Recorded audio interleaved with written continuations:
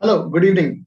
Good evening. So today we are going to start the CA final most important topic, and the topic starts with the section 230 to section 240, and that particular section deals with the topic name called compromise and arrangement. Now this topic is more important as far as CA final examination is concerned, or practical aspects also. The topics is a good relevant in marks. So let's start the section 230. This is the first section of this topic. So section 230 talks about the power to compromise or make arrangement with creditors and members. Now, so this section 230. So we can start the section. I think so. Rashmi, we can start. Good evening. Okay. So section 230 talks about the compromise and arrangement. Now, what is compromise and arrangement? And one more important thing, these are the charts which I already uploaded on the student portal, right? So you can download from that portal only. And for theory part, we will do the ICAI material for theory part. So before starting the section 230, first we will understand what is compromise and what is arrangement.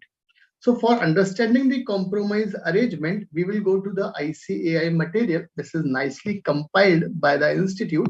So they have defined the term compromise. Now, when there is a compromise, obviously there was some dispute between the parties. Then there is a stage of compromise later on. So compromise means peaceful and willing settlement of a dispute by mutual adjustment. Compromise means nobody is going to win, nobody is going to lose. There should be a mutual adjustment of rights or concessions. Thus, in compromise, each party has to yield and give some concessions. Compromise assumes a dispute. Right? This is the end to the dispute. So this is called compromise. Now, arrangement means there is no dispute, but we are going to rearrange our previous rights in a new manner with some new logic. So that is called arrangement. So arrangement means that there was no dispute. Compromise means there was a dispute, right? So arrangement means there is no dispute, but it modified some rights. So this is the basic concept of compromise and arrangement. Now we will start the section 230. Okay, good evening. Okay, so first section 230, we are going to start via charts, and this will going to be the simplest one, right? As far as the top practical concern is, this is the most important topic, section 230 to section 240. Okay, so we are going to start the section 230. Can we start? Say yes or no. So we can start the section 230. Okay, so we are going to start the section 230. So first section deals with power to compromise or make arrangements with creditors and members. Now, so in a corporate world, there are first party is company itself. Second party is shareholder, so we can call as a member. They are the owners of the company. Third party is the directors, and they are the employees of the company. And fourth party is creditor, with whom we are going some dispute, right? Or debtors with respect to. But for the section 230 to section 240, whatever amount we need to pay to the others, then there is a dispute, and the dispute belongs to either of the part of creditors or of the members. So a compromise, C and A stands for compromise and arrangement, may be prepared between company and its creditor, right? So compromise and arrangement means there was a dispute between a company and a creditors, or there may be a dispute between company and member, right? So there may be a two possibility. There may be a two kind of dispute between two different parties. One single party will be the common, that is company. Second party will be either that party will be a creditor or that party will be a member. So there was a dispute between the two parties, right? Now, so if there is a dispute between company creditors or there is a dispute between company members, we will not resolve dispute by ourselves or by the following method called arbitration. We will go to the NCLT. NCLT means tribunal. Now, Now the important question is, who will file an application to the tribunal? So as far as company is concerned, company can file an application to the tribunal. Creditor can file the application to the tribunal. In fact, member can also file the application to the tribunal. So these are the basic concept, like who can file an application to the tribunal, right? So first is company, second is creditor, third is member. Now, in case of winding up, like these parties will exist at the time of ongoing concern when the company is running and there's some dispute. But if at the time of winding up, there is no creditor, there is no member, there will be a party called liquidator. Under this act, means Companies Act, or under the Insolvency Bankruptcy Code in case of winding up. So the liquidator will file an application to the tribunal. So there are four parties. Who are the four parties? First is company, second is member, third is creditor, fourth is liquidator. They can file an application to the company. Now, so you are going to file an application to the tribunal. Obviously, yeah, tribunal and one more thing, there is a dispute, and the dispute definitely relates to some amount, right? So for filing an application, we need to annex something with the application to the tribunal, so-called we can take as a disclosure. Certain disclosure shall be required along with the application. First is all material facts with respect to latest financial position and auditor's report of the company. So we need to annex with the application to the tribunal latest financial position of the company and auditor report, right, of the preceding financial year. Whatever pending investigation is going on against the company, that also needs to be, that copy of that pending litigation needs to be annexed with the application. Third, in case of reduction of share capital, if any imprudent compromise arrangement, that should be incorporated. If there is some concept of CDR, I think so we all know what is CDR, corporate debt restructuring. Like a company will not going to pay interest. They are going to some of that interest to the capital. So that will be a capital loan kind of thing. Consented by not less than, means if your company is having some scheme, and that is scheme called CDR, corporate debt restructuring, law specifically mentioned that that scheme should be approved by 75% of the secured creditors in value, including you need to file CRS, creditor responsibility statement, in prescribed form, along with the safeguard for the protection of, means there should be a provision for secured and unsecured creditor, right? So this is our first chart of section 230. I think so that chart is clear. So first is there is a dispute between the parties. Second concept is application by whom needs to be filed to the tribunal, and with the application what extra you need to attach, right? So this is the first chart of this concept. Now second chart, just a minute.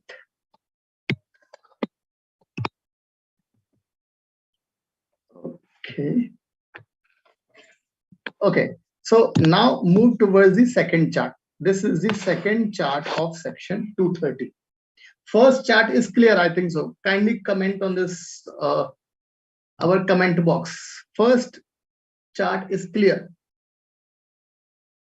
First chart is clear. Okay, so move towards the second chart. Now, we filed an application to the tribunal, right? So that application now belongs to the tribunal court. Now, tribunal has a two options. Either they can accept the application or they can reject the application. So when an application proposing a C&A, C&A stands for compromise and arrangement, is made to the tribunal, tribunal has a two options. Either they can dismiss such application, or if they accepted an application, then what they will do, the parties to the dispute, they will arrange and they will call that you need to conduct a meeting. You need to conduct a meeting of creditors and class of members, right? So tribunal will order a meeting of the creditor or meeting of the members to whom the party is in dispute with the company. Now, for calling any meeting of creditor and member, you need to send the notice. By default, this is the logical point. So notice of such meeting shall be sent to whom? to all the creditors of the or class of creditors, to all the members or members class of members, to all the debentures holder of the company at their individually registered address with the company. Means you need to send Mr. Say, for example, there is a Mr. Sharmaji, and Sharmaji is residing abroad. Say, for example, in a fantastic country so-called Africa, right? Now, Sharmaji is residing in Africa, so you need to send the notice to the residential address of the particular Sharmaji, the creditor of the company. Yes, you need to send, because law has clearly specified individually at their address registered with the company. They have not mentioned that address registered in India. Now, for sending the notice of meeting to the respective parties, creditors, members, debenture holder, you need to annex, you need to provide certain other documents also. First is statement disclosing the details of compromise, what details, what you are going to deal, how you are making the application, and in application, what are your logical points that you need to mention with the details first. Second, a copy of valuation report. You need to provide the valuation report. Your assets valuation report, you need to provide a statement explaining the effect. Now, that effect of the compromise and arrangement on the creditors, on the key managerial personnel, promoters, non-promoters, member, debenture holder. So what effect that will accrue on this person due to this compromise arrangement? You need to provide a statement or other statement as the may be prescribed, right? So if you are calling the, if the tribunal is calling the meeting of creditors or member, for this company need to send to notice to the respective persons. Persons means creditors, members, debenture holders. And along with this notice, you need to provide these document also. Now, notice and document to be sent to certain authorities. Now, listen carefully, right? In the second chart, this is the most important point. On the one hand, a tribunal order for the meeting of creditors. Tribunal order a meeting of the members. So companies send notice to the respective persons, means creditors, members, or debenture holder in this point only, right? In this point only. Now, law specifically provide like you send the notice to the respective persons to whom the company is having the dispute. But again, you need to send this notice copy to the certain authorities also, so that they will make a representation. The notice of the meeting along with the document shall be sent to the central government, income tax authorities, Reserve Bank of India, Securities Exchange Board of India, ROC, respective stock exchange, official liquidator, CCI, Competition Commission of India. So these kind of authorities you need to send notices also. Now, why you are sending notices? The reason is simple. Means if there is a dispute between the company creditors members, so there may be some typical reason behind this. So this authority will make a representation within 30 days when they receive that notice. From the date of receipt of this notice, they will make a representation. Now, if the respective authorities means the central government, means the income tax authorities, SEBI, RBI, ROC, if they did not make any kind of representation, it means we will assume that they don't have any objections, kind of, right? It will be presumed that the such authority has no representation with respect to such, means they are okay with this compromise arrangement and they don't have any issue with this. Where any representation is made by an authority, the tribunal shall consider such representation, but tribunal is not bound to accept such representation. This is the most important point. This is the most important power the law has provided to the tribunal against the representation of these authorities. Now, you need to, whatever documents, whatever notices you will prepare, that you need to put on your website only, right? The notice of the meeting, the documents shall be placed on the website of the company. In case of listed company, you need to send this document to SEBI Stock Exchange where your securities are listed, or placing on their website. And again, you need to publish the website or newspaper also, right? So this is the second chart, right?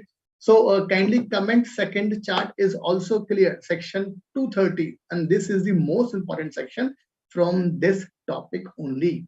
And this is the practical topic also, right? So first chart talks about like who there's a dispute between the parties.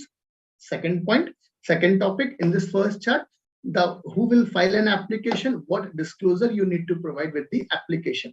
In the second chart, what we can say, the notice or the tribunal or the application on the part of the tribunal. So tribunal has a two options, either they can dismiss or they can accept the application, but they will issue a directions to the company that you need to issue the notice to the company, member, debenture holders, and along with these certain authorities, and you need to wait for 30 days. You need to wait for 30 days so that authorities can make a representation. And this is the most important point. Tribunal is not bound to accept such a representation. They only take into consideration if they want. So second chart, are these section applicable to all companies? Yes, this section applicable to all companies. No exception to private and all. Boni, right? So these sections are applicable to all companies. Okay, so now we are going to move. So first and second chart is clear. First and second chart is clear. Kindly comment. First and second chart is clear. First and second chart is clear. Okay, so we are going to start the third chart, and third chart section 230 starts with the discretion of the tribunal to sanction the compromise and arrangement. Now, we file an application to the tribunal, we provide a notice to the creditors, debenture holders, members also. Now there is a discretion over this. So for example, certain public authorities, certain statutory authorities also filed an application like with their representation within 30 days. Now that is belongs to the discretion of the tribunal. Discretion of the tribunal matlab, it means like that tribunal will sanction the compromise or arrangements or not. The meeting shall be held and conducted as per the directions of the tribunal. Yes. Majority. Now this is the most important point. This is the most important point. Majority of person representing 3/4 in value. Now who is going to approve that scheme? So law has provided minimum 3/4 in value of the creditor or member, and this is the value of the creditors or member. It means if there is a dispute over the amount of, say for example, 1 lakh rupees, then minimum the consent we need to acquire from. There is a question from Karthik, from tribunal accept how many days to send notice? No, there is from tribunal acceptance, there no such time limit is mentioned, Karthik. Okay, like company need to send the notice to the other parties like members, creditors. There is no such time limit mentioned. Okay, so that scheme should be approved. Suppose there is a scheme and there should be majority approval by 3/4 in value of the creditors and member. Voting in person, by proxy, by postal ballot, all are agreed. Agreed to any C&A. C&A stands for compromise and arrangement. The tribunal may, that they will issue an order, sanction the scheme, compromise arrangement only after taking assurance that the certificate should be provided by the company auditor, like they have provided the accounting treatment of that amount in a proposed compromise arrangement, and this is conformity with the accounting standards, right? So tribunal will sanction the scheme after the approval of 3/4 in value of creditors or member. Now, so they will tribunal is going to sanction the scheme after taking the approval of 3/4 of members and creditors. Along with this, they will certify or they will require a certificate from the auditors also. For example, tribunal order is sanctioned. Now that should be binding on the company, on the creditors, on the members, on the liquidator, and on the contributories also. Contributories in case of winding up, the person who are liable to contribute, that person we can call as a contributories, right? So that scheme shall binding on that contributory also. This is the most important point.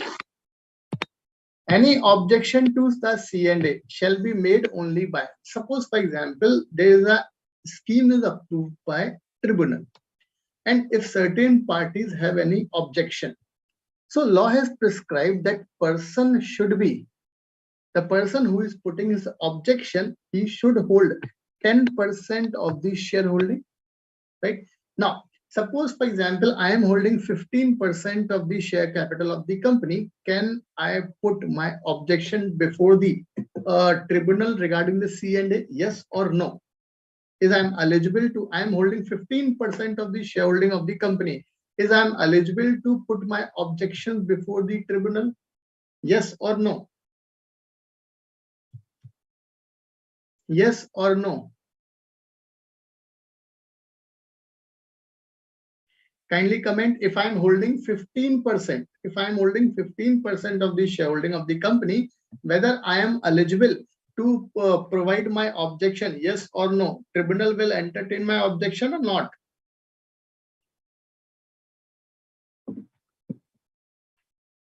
Yes or no? So Boni, right? So answer is no. The reason is very simple. You need to read the law very carefully. They have mentioned the persons. They have mentioned the persons. It means minimum 2 persons should require for this 10% or 5% or something like that. No, Nikita, your answer is also wrong. And Aniket, I wrong. Rashmi wrong. Unfortunately, all answers are wrong. But you need to remember that persons. So the law has clearly used the word persons. They have not used the word person. So minimum 2 persons will be required for making objection. They are combined holding of 10% of the shareholding, or persons having outstanding debt amounting to not less than 5% of the total outstanding debt as per the latest audited financial statement. I think so that persons S is more important, right? That S will carry 5 marks. Yes or no? I think so now it's clear, right? So if I am holding 15% of the shareholding of the company, or 5% or 6% of the total outstanding debt, in that case also I am not eligible to make any objection, right? Because the law has clearly used the word person. They have not used the word person. So I think so that is clear. Kindly comment that is clear. Okay. So tribunal will issue the scheme. So what are the contents of the tribunal order? An order made by the tribunal shall provide for all or any of the following matters. First, where the compromise arrangement provides for conversion of preference shares into equity share, means there is a dispute with respect to that matter, like conversion of equity share preference share, or maybe some proportion, or maybe some amount. Such preference shareholder shall be given an option to either obtain arrear of dividend in cash or accept equity shares equal to the value of dividend payable. So tribunal will provide good. So tribunal will provide an option, like whatever arrear is your preference dividend, you can take in the cash, or you can accept equivalent amount of equity shares, right? So that will be the content of the tribunal NCLT order. First point. Second, they will safeguard the protection of the creditors. Second point. Third, if the compromise or arrangement results in the variation of shareholder rights, section 48 as applicable in CA interpart, like some group of shareholder, means company is going to change the rights of the some particular shareholder. Say for example, there are 8% debenture holder, there are 10% debenture holder, and company is going to change that particular 8% debenture holder, right? So this is the important point. So law has clearly specified what they have specified. So if there is a compromise arrangement results in the variation of shareholder right, that you need to take in care, right? So this is the important point. Section 48 you need to take care, right? So this is the concept. If the compromise arrangement is agreed to by the creditors, any proceeding pending before the BIFR for the SIC company, Board for Industrial Financial Reconstruction, so that also needs to be taken care. Such other matter including exit offer to descending shareholder, the shareholder who are not agree with this scheme, they are not agree for anything, so they will provide the exit offer also. So tribunal may provide for this also. Now this is the important point. The order of the tribunal shall be filed with the ROC within 30 days from the date of receipt of the tribunal order, right? So this is section 230, right? So section 230, there are 3 charts. Section 230, we completed the section 230. Kindly go once this with section 230 and let me know, is there any doubt with respect to section 230? This is the most important point. Section 230, this is the most important point. Section 230, is there any doubt? Is there any doubt? Section 230, we completed the section 230. 3 charts belongs to section 230 only. So practically, for what cases does shareholder approach tribunal under the section? Generally, the shareholder approaches, like for example, conversion of these shares. A company has agreed that we will convert their shares depend on the company profitability or growth, but they revert that we are not going to convert that particular shares. Like for example, company issued a preference share, right? Or company is not paying the dividend and there are arrear of dividend. One thing is they can go to the court for a winding up, but winding up is the last step. Before that, you can go approach to the tribunal. Tribunal will try to resolve the dispute. Okay. Is there any doubt? Section 230, right? Okay, so this is the part of section 230. Now we are going to see the part from this our theory part also, right? So in ICAI module section 230. So section 230 is prescribed in section 230 is prescribed in page number 5, right? So we are going to see like whatever we have amount covered in section 230 in charts. So whether that chart is cover the whole process or not. So this is the most important point. Okay. So section 230, like this is the first topic. Like there's a dispute between company and creditors, company and member. We already covered in first chart, right? Who will file the application? Company will file, creditor will file, member will file, liquidator file. This concept we also cover. Disclosures by the all material facts like latest financial report, reduction of share capital, CDR concept. We already deal with in our first chart, right?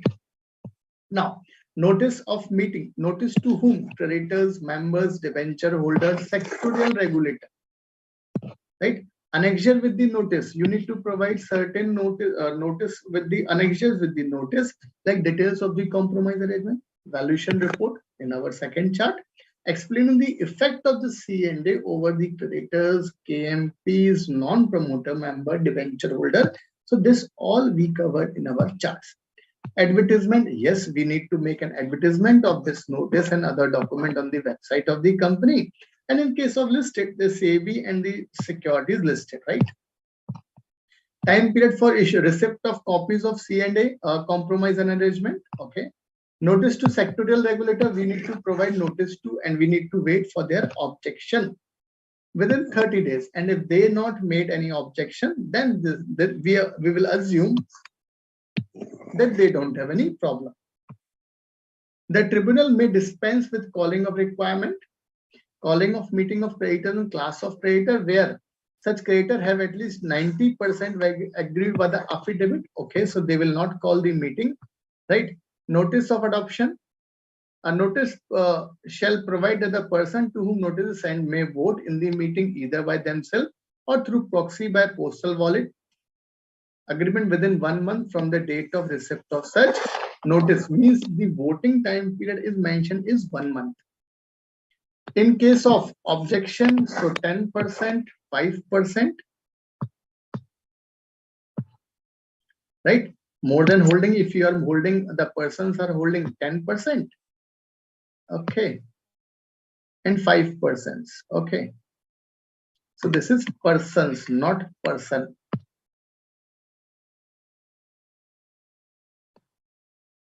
When is the compromise arrangement drafted and by whom? So it is drafted, basically it is drafted by the company only. Company only drafted that scheme should be, because the company is the person against whom the member or creator filed an application before the tribunal, right? Binding order of the tribunal, 3/4 of the person of the value of the creditors or the members, they will vote against favor of the scheme. In that case, the tribunal will issue an order, and particulars to be stated in the order that should be part of the tribunal order. So this is our section number, which one? Section number 230, right? So now I'm going to start the section 231. Now, section 231 is the smallest section, and this is the simplest one also. So section 231 talks about power of tribunal to enforce. Enforce means whatever scheme is approved by the tribunal, that should be implemented also. Where the tribunal makes an order under section 230, means section 230 tribunal is agreed, sanctioning a compromise and arrangement in respect of the company, shall have power to supervise and issue such direction for proper implementation of C&A. C&A stands for compromise and arrangement. And if the tribunal is satisfied that the compromise or arrangement schemes cannot be implemented satisfactorily, the company is unable to pay, that yes, he can make an order for winding up of the company as per section 273. In that case, means if there is no possibility of the properly implementation of the company scheme, then in that case, the last resort is available with the tribunal, that winding up of the company, right? So I already mentioned that winding up is the last step. And before winding up, tribunal will also make an efforts like the revival of this company in any best possible way, right? So this is section 231. Section 231 is the smallest one also, and that section talks about the two important parts. First is, if it is possible for the tribunal, then they will issue direction. They will supervise that the scheme should be properly executable. So they will issue the directions, and the company is accepting, then this is okay. If the tribunal is satisfied that the company is not going to execute that scheme in a proper way, then last resort, that is winding up, they will issue an order of winding up. So is there any problem in section 231? Is there any problem in section 231? Okay. So section 231, power of tribunal to enforce. Power of tribunal to enforce the order, where the tribunal makes an order under this section 230, sanctioning a compromise arrangement in respect of the scheme, it shall have the power to supervise, and may, at the time of making such order or at any time thereafter, giving such directions in regard to any matter or make such modification for the proper implementation. If the tribunal is satisfied that the C&A under section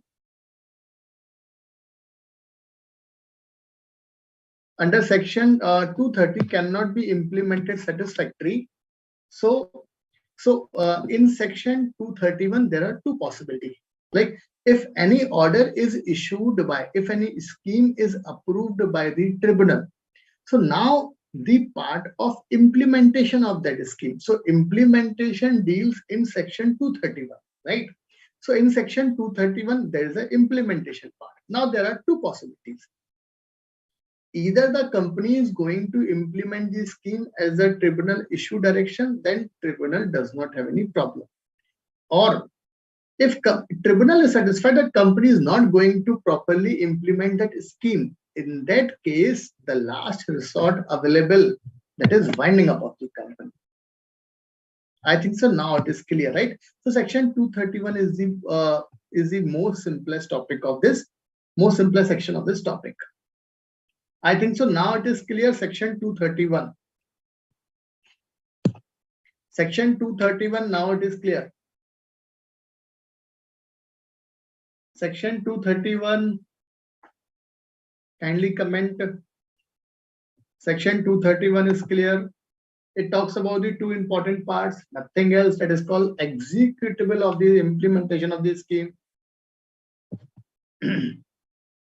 Section 231. Okay, now move toward the section 232. Now, section 230 talks about compromise arrangement. Section 231 talks about the execution of that particular scheme which is approved by tribunal. So you can take aside, like you can keep aside the section, both the section 230 and 231. Now moving towards the second part of this concept, merger and amalgamation of companies, right? Don't try to mix. Section 230, 231 talks about different aspects. Section 230 talks about different aspects. Section 232 deals with the merger and amalgamation. There is no concept of compromise and arrangement. That section particular talks about the merger and amalgamation of companies. So we are going to start the section 232. Can we start? Yes or no? Can we start the section 232, merger and amalgamation of companies? Section 230, section 231, section 232, merger and amalgamation of companies. And one more thing, this topic is a little bit tricky as compared to directors or other topics also, right? But what you will do, you will just categorize these topics into different aspects. Like section, read always section 230, 231 in a different slot. Section 232, that covers altogether different aspects, right? So now start this section. Okay, so we are going to start the section 232, merger and amalgamation of companies.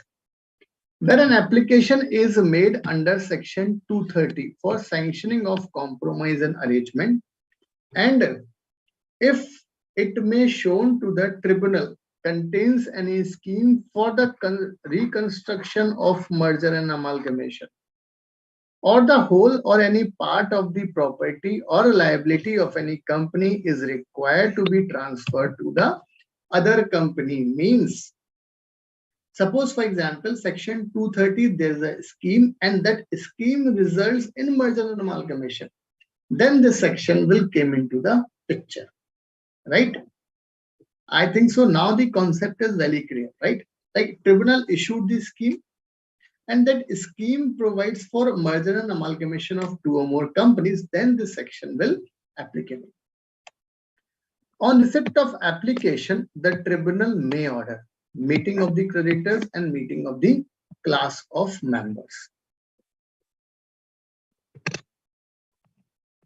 Circulation of certain documents by companies as directed by the tribunal.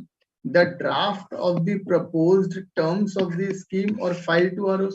You need to provide the draft of the proposed scheme. Now, how the company will merge with the another company.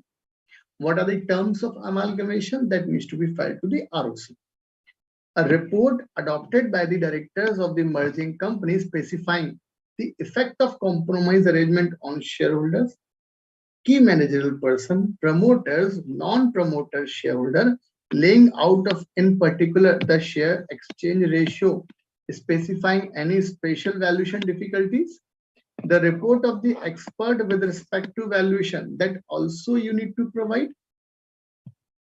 A supplementary accounting statement if the last annual accounts of any meeting of the merging company relates to financial year ending more than 6 months before the first meeting of the company. Something means you need to provide the latest one, right? So that all documents you need to provide as directed by the tribunal. You need to circulate that by the companies only. And after circulation of document, if the tribunal is satisfied that the procedure specified in this section has been complied by the company, may make following provision, and this is the most simplest one also. First point, you need to transfer to the transferee company of any assets undertaking property of the transfer company. Remember, recall all the 5 points of the amalgamation part. Allotment or apportion by the transferee company of any shares, debentures, policies, or the instruments to the shareholders are to be allotted by the transferee company to any person. You need to provide the new shares also. Whatever pending litigations of the transferor company that will continue against the name of the transferee company. Simple concept. Dissolution without winding up of any transferor company. The provision is to be made for any person who dissent. Dissent means that person is not agree with this compromise arrangement. So we need to provide the exit option to that particular person, right? So these are the 5 simple points with respect to tribunal order. Like transferor company will transfer all its assets to the transferee company. First point. Second point, in consideration of this, transferee company will issue shares. Third point, whatever pending litigation belongs to the transferor company that will continue in the name of the transferee company, and there is a dissolution of the transferor company. Obviously, the old company will get dissolution also. The provision to be made for any person who dissent from the compromise and arrangement. Every company in relation to which an order is made by the tribunal shall file a certified copy of the order of tribunal with the ROC within 30 days of receipt of certified order of the tribunal. You need to provide that copy to the ROC. Filing of a statement until scheme is completed.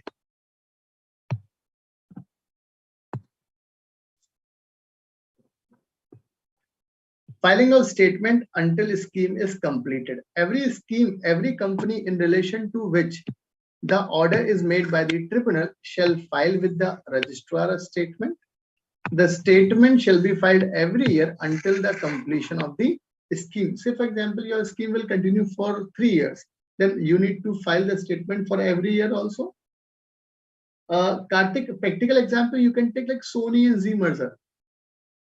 The statement shall be duly certified by CA, CS, CMN practice.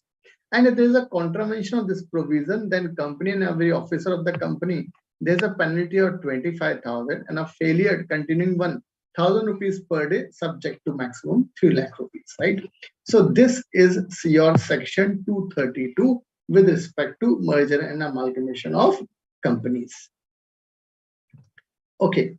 So section 232 talks about the merger and amalgamation of companies. So this is your point, like filing of application for the purpose of reconstruction or companies involving merger, amalgamation or transfer of undertaking, where any application is made to the tribunal under section 230 for the sanctioning of a compromise arrangement proposed between a company and any such person as are mentioned in the section, it is shown to the tribunal.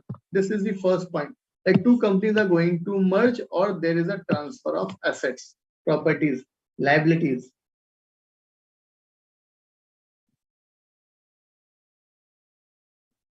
Under that scheme, the whole or any part of the undertaking, property, liability of the company is required to be transferred to another company or is proposed to be decided.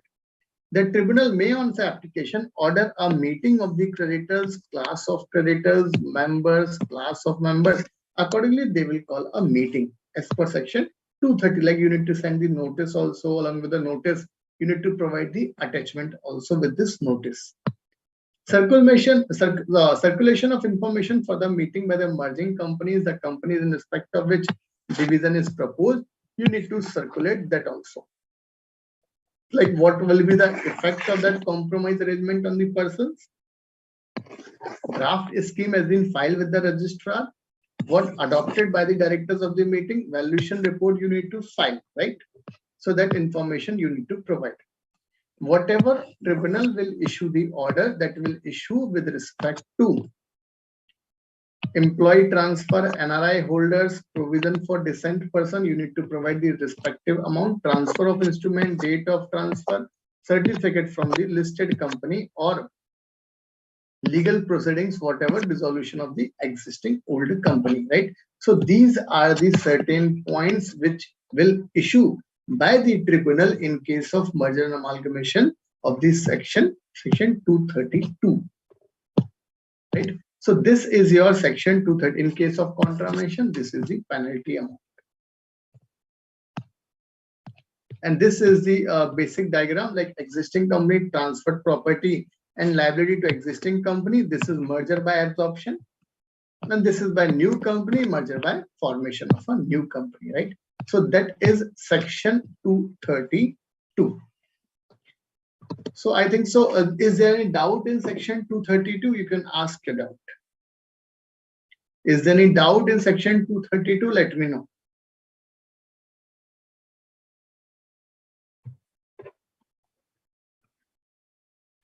Is there any doubt in section 232? Is there any doubt in section 232? Merger and amalgamation of company. And remember one thing, that as a scheme is approved by the tribunal and that scheme will result in a merger and amalgamation, then this section will applicate. And if you are thinking for this meeting of creditors and meeting of member, that meeting will happen in the same way as mentioned in section 230. Okay, so now we are moving towards, right?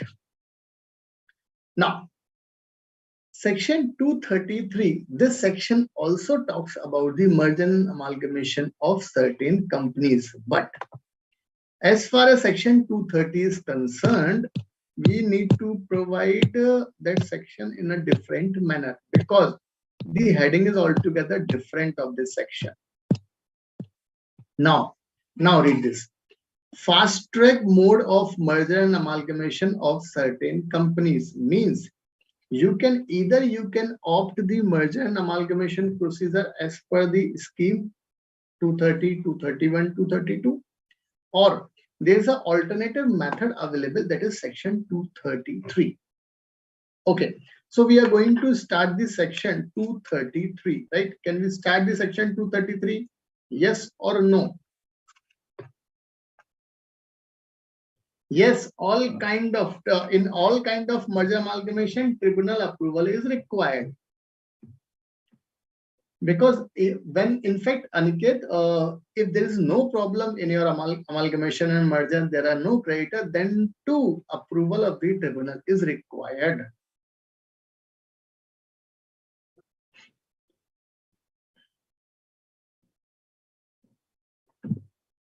So can we start the section 233?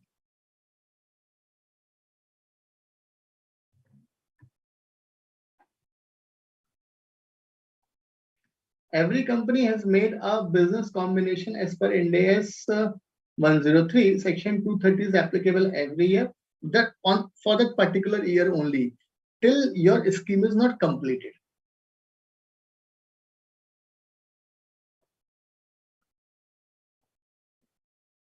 Okay, so let's start the section 233.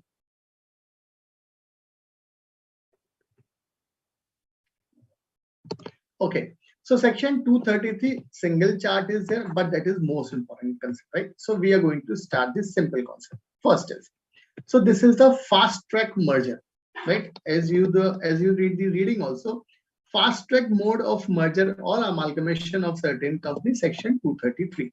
And now there is a company difference also, right? First is, a scheme of merger and amalgamation between two or more companies may be entered only if such companies are small companies. Now, what is a small company? For this, you need to remember section 2 clause 85. Section 2 clause 85 talks about the small company part, right? So a scheme of merger and amalgamation between two or more companies may be entered only if they are small companies as per section 233. Now you can use your brain and you can apply the heading is fast track mode, and fast track mode is of small companies. So this is the fast track mode, means complex merger will not allowed in that case, right? Second, one company is a holding company and second company is a wholly owned subsidiary company, almost belongs to the holding company, then too law doesn't have any problem. right? So this is the second concept for fast track mode. First is between two small companies, there is a merger. Section 233 you can use as a fast track mode of merger. Second is holding company and wholly owned subsidiary company. Subsidiary company is not mentioned. Holding company and wholly owned subsidiary company, then section 233 is applicable. Third is such company belongs to two or more startup companies or one or more startup companies with one or more small companies, right? So two or more startup companies, they can merge together as per section 233 fast track mode, or one startup company with a small company. So these are the only companies which can use section 233 merger. For rest of the company, different section, that is 232 and 230 are applicable. Now, such scheme shall be approved only in GM. GM stands for General Meeting of the respective companies of the members or class of members holding at least 90% of the total number of shares vote in favor. Means you need to take the approval of 90% of your shareholders. Approval of creditors by a majority representing, again that is 90% in value of creditors or class of creditor or respective company. The transferee company shall file a copy of the approval scheme to the central government. ROC, official liquidator. In a meeting conveyed by a company, 21 notice is to be given to all the creditor. You need to provide notice of at least 21 days, right? So this is simple, right? 90% from members, 90% from creditors. I think so your doubt is clear, right? Okay. So this is the first point, right? First point talks about the two important aspects. First is that fast track mode merger is allowed for specific companies, for certain companies, and now you can easily relate that topic line. Fast track mode, small companies. Second, wholly owned companies and holding company. Third, two startups or one startup, one small company. Okay. Now, a notice shall be issued by the transferor or transferee company to the ROC, official liquidator, inviting suggestions, objections within 30 days. If they made any objection, that will be considered in the general meeting of the respective companies. By chance they have not made any objection, then central government shall register the same and issue a confirmation thereof to the companies. Then central government may file an application before the NCLT form number CAA 30 within 60 days of receipt of objection from ROC or official liquidator, stating its objection and requesting that tribunal may consider the scheme under section 232 of the CG opinion that such scheme is. Means then suppose for example, if there is all thing is clear, right? All thing is clear, then in that case, so the company will pass the general meeting resolution in the respective general meeting, then it is okay. But suppose if there is something problem in that case and there is some objection is filed, then that tribunal will come into the picture and they will consider that amalgamation merger not as per section 233, but they will start the proceeding as per section 232 of the Companies Act. If they find that that scheme is not as per the public interest or interest of creditors, on receipt of application, tribunal may direct or confirm the scheme by passing such order. Such order shall be filed to ROC. You need to file the ROC. And that ROC will register the scheme, issue a confirmation. It shall be deemed to have effect dissolution of the transfer company without the process of. Once the ROC register a scheme, that will be treated as that scheme is approved. And now what is startup? Startup means a private company incorporated under the Companies Act 2013 or 1956, recognized by the Department for Promotion of Industries and Internal Trade. right? So this is the simplest one. Again, this is the simplest one, section 233.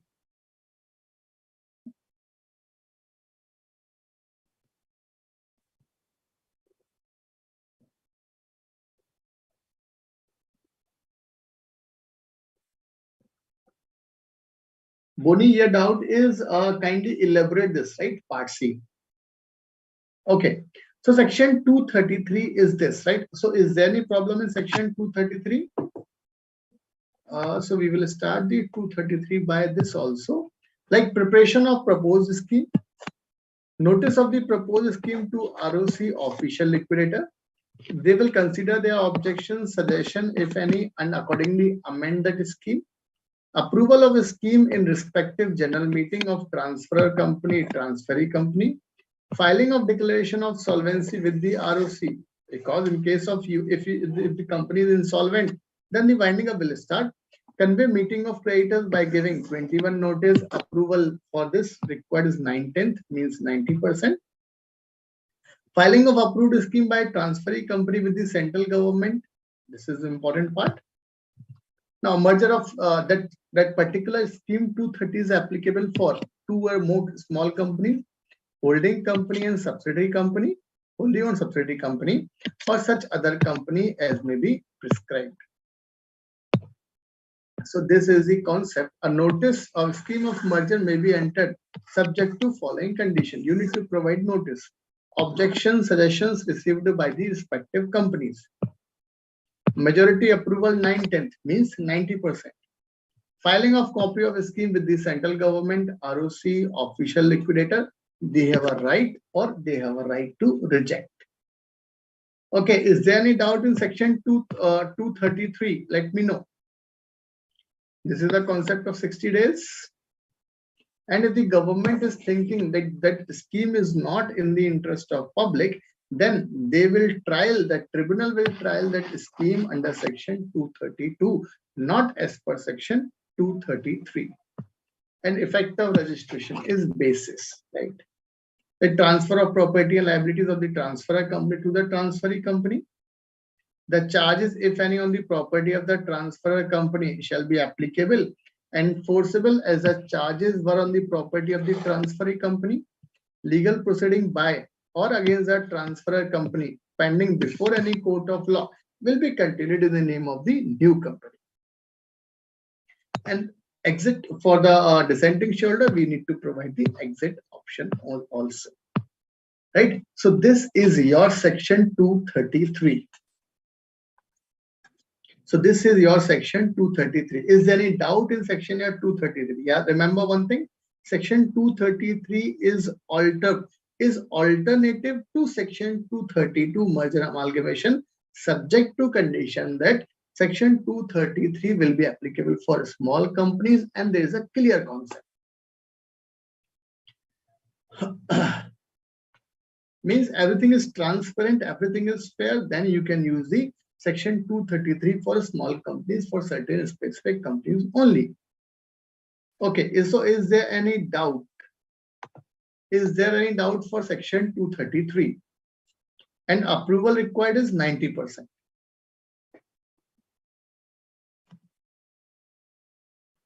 So is there any doubt in section this?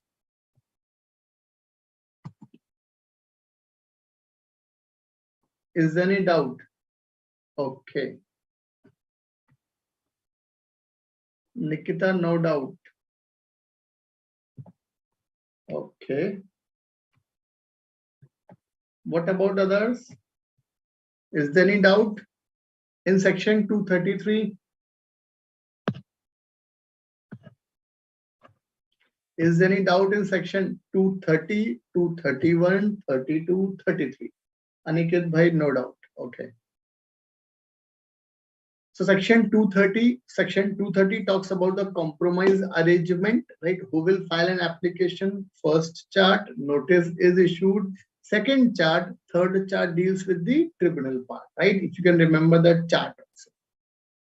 Section 231, it deals with the two aspects only, either the supervision enforcement of that compromise arrangement scheme by the tribunal So if it is tribunal satisfied that company is going to implement, then it is okay. If not, then winding up 273K SAPs, right?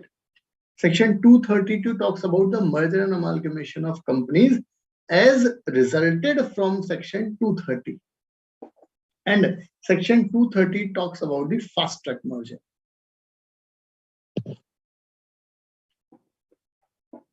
Okay, is there any doubt? Okay, next we can start the section 234, right? Or before starting the section, we have this option. Okay, so we will first finish out this 234, then we will solve some practical questions also. Okay, let's complete this 234 also.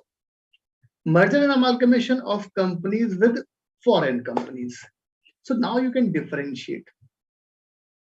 If there is a merger and amalgamation as arrived from section 230 scheme, then there is a section 232. Section 233 fast track merger for special companies, for some certain companies, small companies, startup, wholly owned, right, for section 233. And section 234 talks about like our Indian company is going to merge with foreign company. You need to differentiate, right?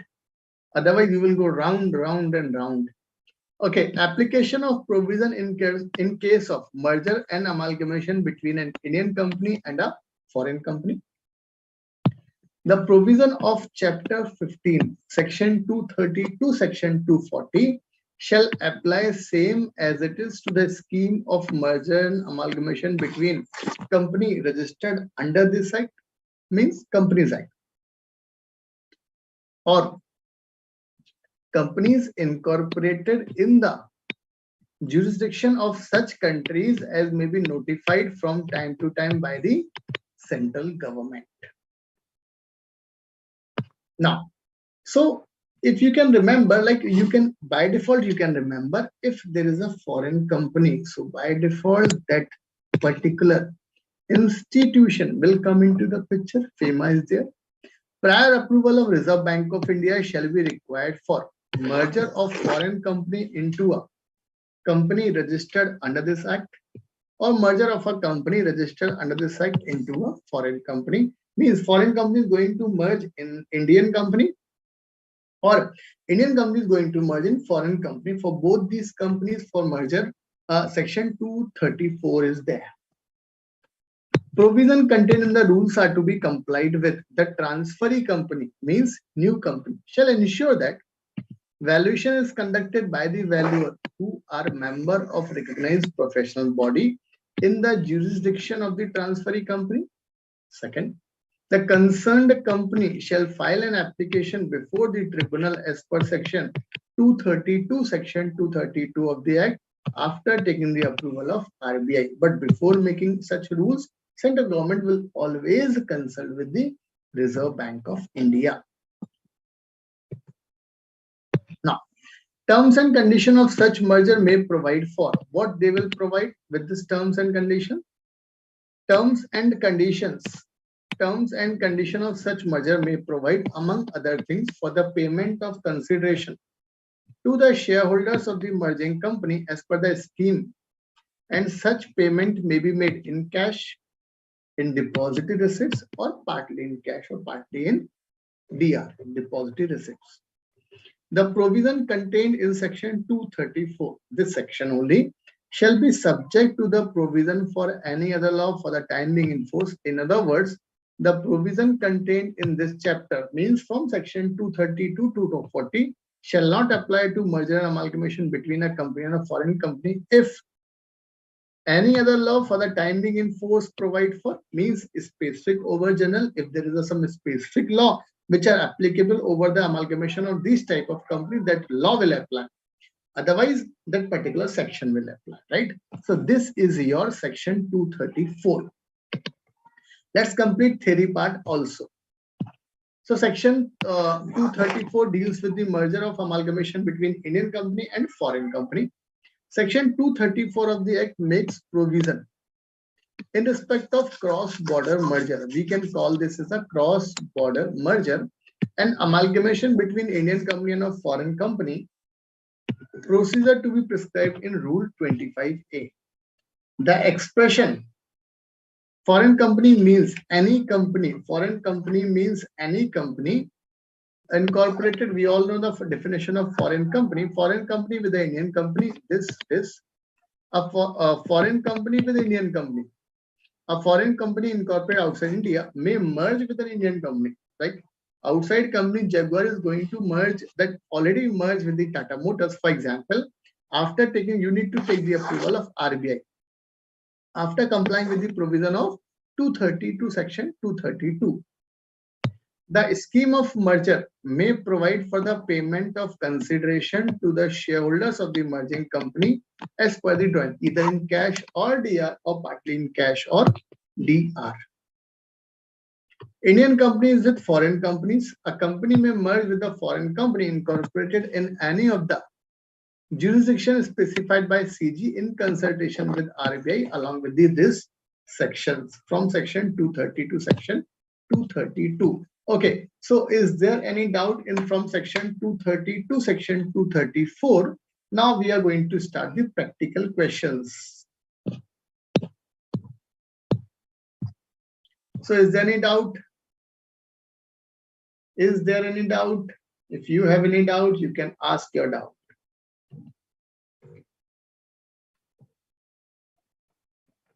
Or we can directly start the question part.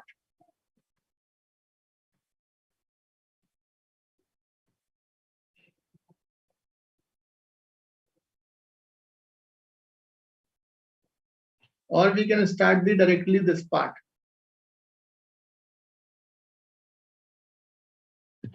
So can we start the question part? Okay, test your knowledge. Let's test the knowledge.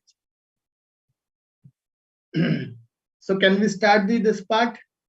Can we start this question answer part? Till section 234. Till section 234. Okay. So first question is, A Limited is a wholly owned subsidiary company. Okay. Now remember one thing. Whenever we read that wholly owned subsidiary company is going to merge, means section 230 is there of XYZ Limited, the company wants to make application for merger of holding and subsidiary company under section 232. Okay. So that company, wholly owned subsidiary company, is willing to make an application under section 232. Right? The company secretary of XYZ Limited is of the opinion that the company cannot apply for merger as per section 232. The company shall have to apply for merger as per section 233. Company secretary is willing to, like a company need to apply under section 233, neither of section 232. Is the contention of the company secretary being valid as per the law? Yes, as per the law, it is valid because section 233 talks about the merger of two small companies, holding company, wholly owned subsidiaries, or two startup companies, one startup, one small company. So the contention of company secretary is valid. Okay.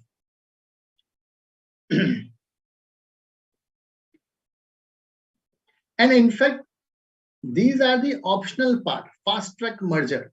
In fact, company can also apply under section 232, but that's a lengthy process. So by default, company secretary is valid in law, like company can apply under section 232 or 233.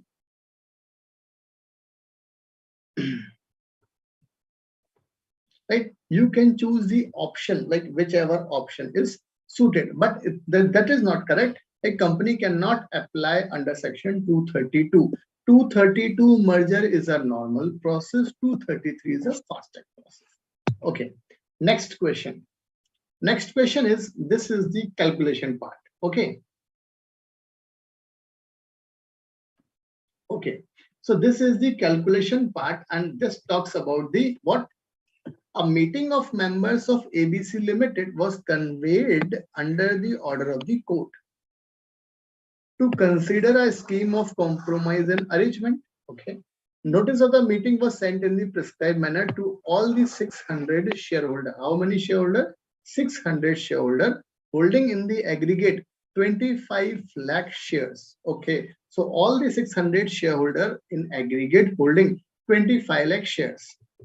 The meeting was attended by 450 members holding 15 lakh shares. 230 members, okay, holding 11 lakh shares voted in favor of the scheme. So we need to calculate that whole part, right? 180 members holding 3 lakh share voted against the scheme. The remaining members abstained from voting. Now, answer whether the scheme is approved by the requisite shareholder. So we need to calculate whole process, right? So now we need to calculate the whole process, and whole process is, now you can recall that section 230, and 230 talks about the 3/4.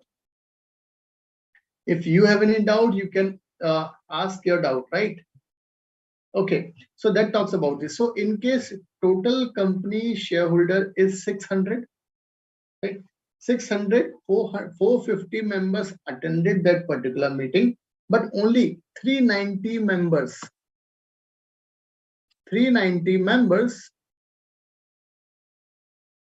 correct, abstain from, we need to write this one. So only 390 members voted at the meeting, and out of this only 210 members holding 11 lakh shares voted in favor of the scheme.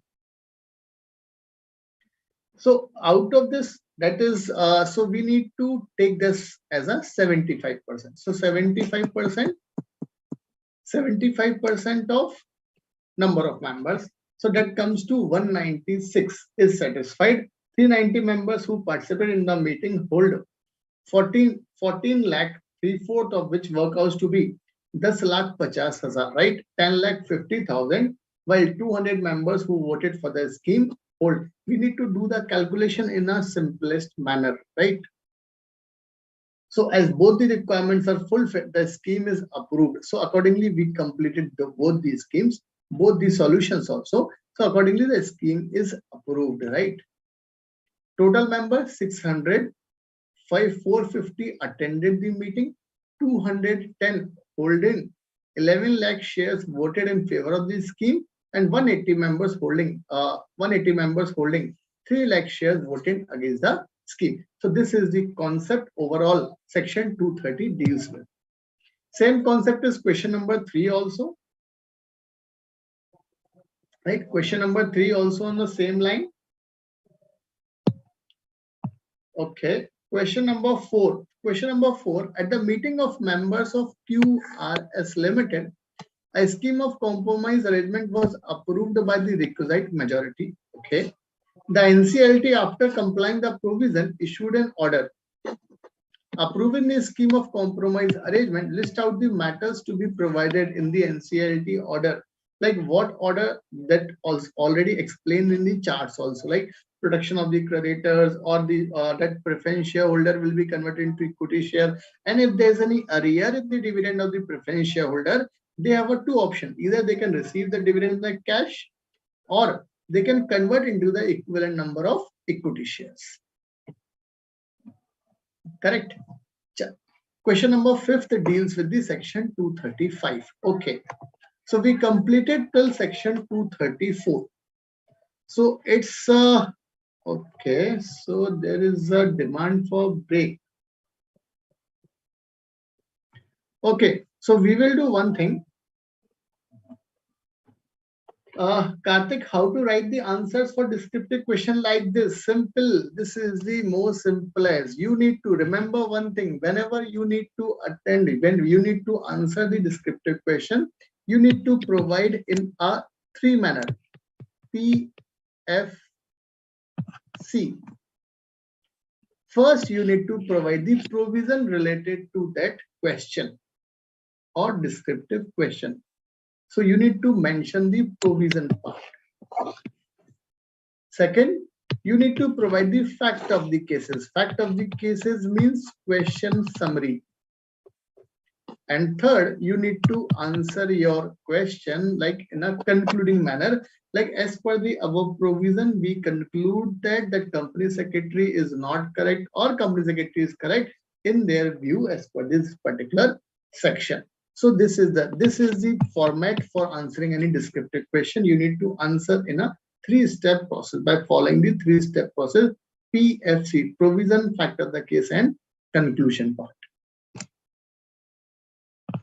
Okay, Karthik, I think so your doubt is clear. So section 234. Section 234. Is there any doubt? Okay, so do one thing, it's 7:20, so we will take a break of 10 minutes. Okay, and we will resume by 7:30. So till that you have any doubt, you can just write down in the chat box.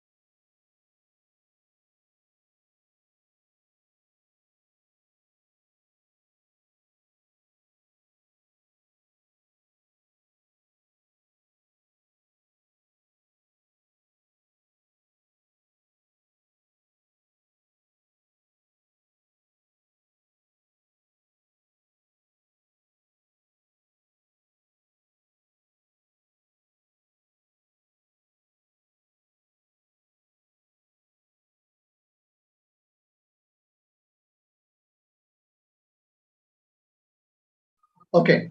So now we are going to start the section 235. Okay. So we can resume the section 235 or not? So we complete the section 230 to section 234. Now the section 235 is altogether different provision. And this is the little bit tricky one also. Section 235 and section 235 talks about power to acquire shares of shareholder dissenting from a scheme or contract approved by majority. It means what? Say for example, company acquired 80-90% of the shareholders shares. Now remaining 10% of, for example, 8% shareholders or extra shareholders are there. So these are the dissenting shareholders. So section 235 talks about to acquire that particular 8%, 10% shareholder shares also, right? So this is section 235. Let's start. Where a scheme or a contract involving transfer of shares in a company to another company. Now, for this, company will provide 4 months after making of an offer in that behalf by the transferee company, and that is approved by with 90% in value of shares other than shares already acquired by transferee company. This is one of less percentage of shares, right? So, first of all, company will acquire all the shares of the shareholder, and for this, company need to take the approval of at least 90%. Now, for example, there is a 8% shareholders are remaining. The transferee company means new company may at any time within 2 months after expiry of the said 4 months. Suppose, for example, my company has 100 shareholder. My company has 100 shareholder. Out of this 100 shareholder, my company issued an offer to the 100 shareholder in January. That offer will remain acceptable by all the shareholder till 30th April, means 4 months. Now, in this 4 months, suppose for example, out of 100, 92 shareholders are agree to surrender their shares to the new company for the consideration or for the exchange of new shares of the transfer company. Now, after 30th April means after 4 months, company will again issue a offer for 2 months, means from 1st May to 30th June. In this 2 month, company will provide an offer to 8 shareholders. In our example, there are 100 shareholder, 92% shareholder agree for the offer and they provided their shares to the company in exchange of new shares. Now there are 8 dissenting shareholder. So company will again provide 2 month notice to that 8 shareholder. Give notice, form number CAA 14 to any dissenting shareholder that it desires to acquire his share, means transferring company desires to acquire its share. The dissenting shareholder, now this is the most important point, company will provide an offer to these 8 shareholder, 8% shareholder or 8 shareholder for a period of 2 months. Now, the dissenting shareholder can apply to tribunal within 1 month between 2 month period, means within this 2 month period, company dissenting shareholder will apply to tribunal. And they will provide 2 options, right? They will apply that to the tribunal. That's a company can give order to the transferee company to entitle and to bound to acquire such shares. Maybe company is willing to acquire the share at the rate of 300 rupees, but these 8 shareholders want 400 rupees per share, right? So they apply to the tribunal. Now, and if tribunal, now there are 2 options, right? Tribunal will issue order in favor of the dissenting shareholder or in favor of the company.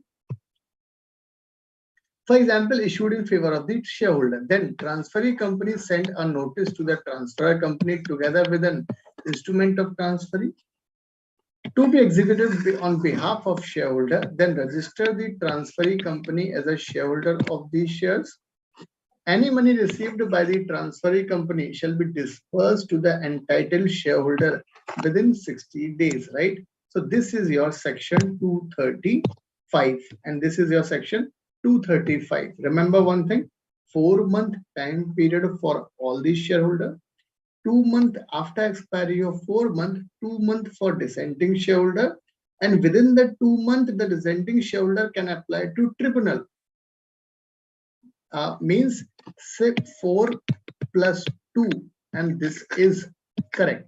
This is not like this 4 plus 2 plus 1. No, this is not correct. This is correct. Overall 6 months is the time period, right? So this is your section 235.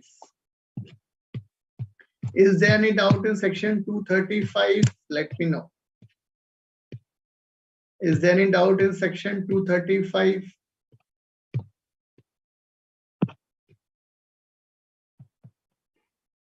Okay, so we are going through this theory notes, ICAI material, basic requirements as to the acquisition of shares, majority by approval of shareholder, the scheme of or contract involving the transfer of shares or any class of shares in a company, that is called transfer company, to another company, that is called the transferee company, shall be approved by not less than 9/10 in the value of shares whose transfer is involved. Time for receiving approval, you need to provide that approval within 4 months.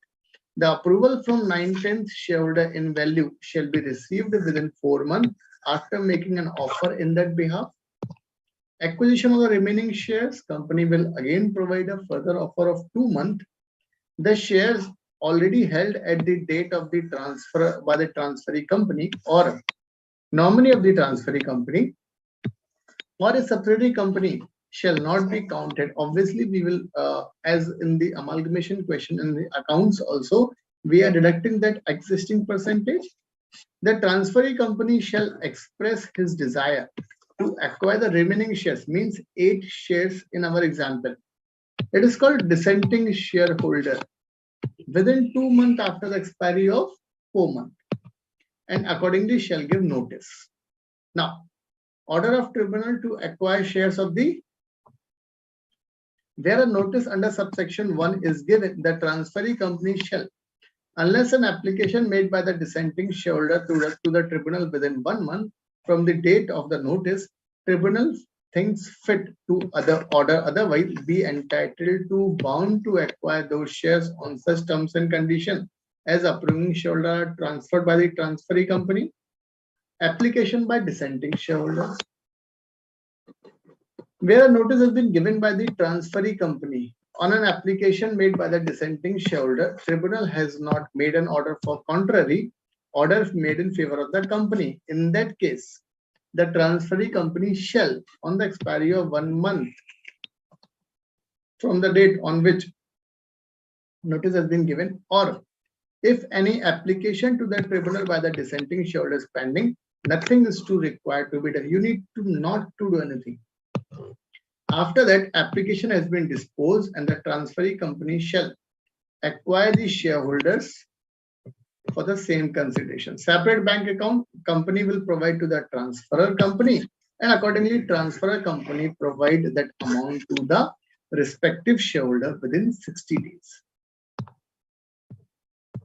And dissenting shareholder includes a shareholder who has not assented. Assented means consent to the scheme or contract, and any shareholder who has failed or refused to transfer his share to the transferee company in accordance with the scheme or contract. And this is an example, right? So this is section 235. Section 235. Is there any doubt in section 235? Let me know. 4 months plus 2 months. And the dissenting shareholder can apply to tribunal within 1 month in this 2 month only, right? So 4 plus 2 is equals to 6.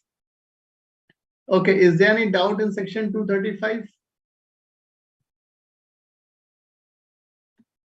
Is there any doubt in section 235?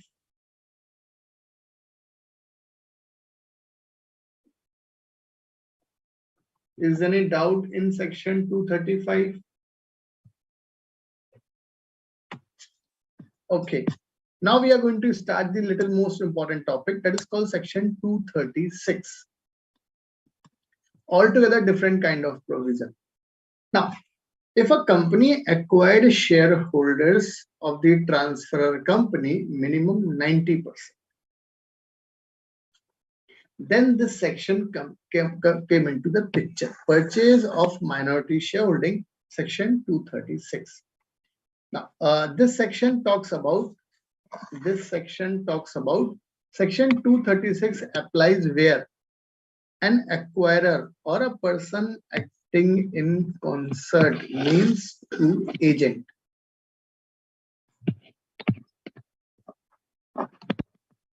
Person, PAC stands for agent, right? With such acquirer or any person or any group of persons become registered holder, or 90% or more of the issued equity share capital of the company, means that section 236 will apply only once the transferee company acquires 90% shares of the transferor company.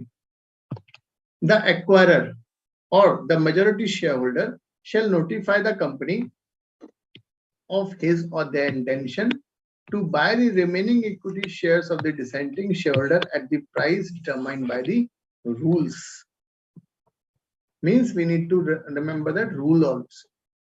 Deposit of money by the majority shareholder and disbursement of money to the entitled shareholder. Means someone is acquiring the majority of the shares of the company, and that someone provide a notice to the company that it willing to acquire the dissenting shares also. The majority shareholder shall deposit in a separate bank account an amount equal to the value of shares of the minority shareholder. The amount deposited in the bank account shall be disbursed to the entitled shareholder within 60 days.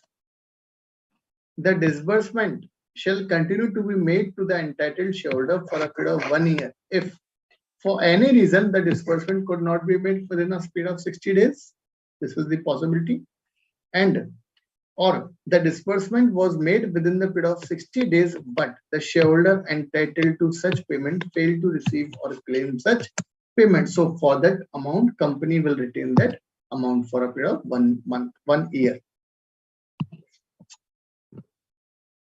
So law has clearly specified that amount belongs to shareholder, not the transferor company. Transferor company by default is going to be dissolved, right? So transferor company shall act as a transfer agent for receiving, paying the price to the minority shareholder, and taking delivery of the shares or delivering such shares to the majority shareholder. This is the means transferee company will act as an agent only. In case any minority shareholder fails to make physical delivery of these shares within the time specified by the company, the person whose shares are to be transferred, so that particular share certificate shall be deemed to be cancelled. Company is not going to wait for the long time period. The company whose shares are being transferred shall be authorized to issue shares in lieu of the cancelled shares and complete the transfer in accordance with the law. Now, there is a situation that shareholders is not shareholder deceased. There is a deceased shareholder. The shareholder has died or ceased to exist. If the majority shareholder requires a full purchase and deposit with the company the amount in respect of full purchase, and if the shares are not registered in the name of the legal heirs, then the right of such shareholders to sell his shares continue for a period of 3 years from the date acquiring the majority shareholder. The law has provided an extended time from 1 year to 3 years. Situation where majority shareholder fails to acquire the purchase of shares of the minority shareholder. There may be a possibility that majority is not going to purchase or fails to acquire whatever offer they have provided to the minority shareholder, somehow that offer is not acceptable or executable. If the majority shareholder fails to acquire the full purchase of shares of the minority shareholder, then the purchase of this section, the provision of this section shall continue to apply to the residual minority shareholder, even though the shares of the company of the residual minority equity shareholder has been delisted, then too there will not be any negative effect. And the period of 1 year or the period specified in the regulation made by the SEBI under the SEBI Act has been elapsed, right? Law will specify like that will not affect anything.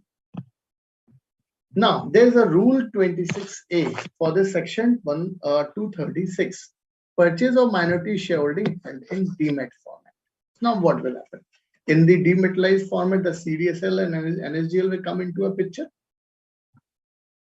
The company shall, within 2 weeks from the date of receipt of amount equal to the price of shares to be acquired by the acquirer under section 236, verify the details of the minority shareholder holding shares in demat form. So first point is company is going to verify the details. After verification, company will send a notice to the minority, right? Company is eligible to verify the details. After verifying the details, company will send a notice to minority shareholder by registered post, by email, or by courier also about the cutoff date, which shall not be earlier than 1 month from the date of sending the notice. Means they will fix a date.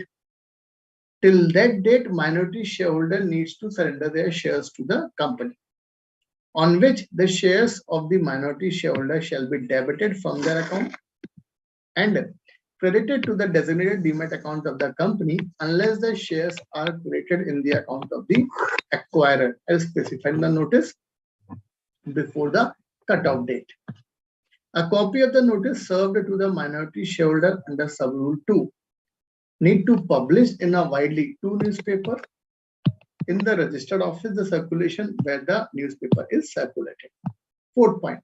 The company shall inform the depository immediately. Company after that issuing a notice of 1 month, company need to intimate to the depository after publication notice regarding the cutoff date. Obviously, they will mention that this is the cutoff date. After that cutoff date, amount particular shares from the demat account of the minority shareholder needs to be debited. Submit the following declaration. First, the corporate action is being effective in pursuance of the provision of section 236. Means whatever amount you are going to debit from the minority shareholder demat account, it belongs to corporate action. First point. The minority shareholder whose shares are held in demat form have been informed about the corporate action. The minority shareholder shall be paid by the company immediately after completion of corporate action, whatever amount belongs to that person. Any dispute on complaint shall be the sole responsibility of the company.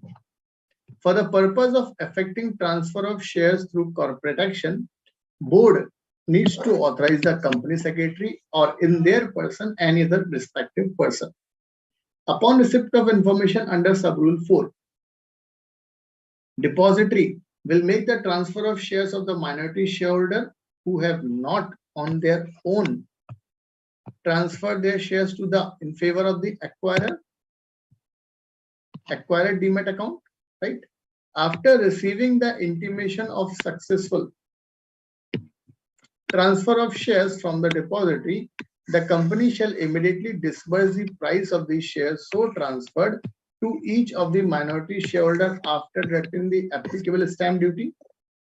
Upon successful payment to the minority shareholder, the company shall inform the depository to transfer the shares of such shareholder kept in a designated demat account, and accordingly the demat account will be closed after this full acquisition.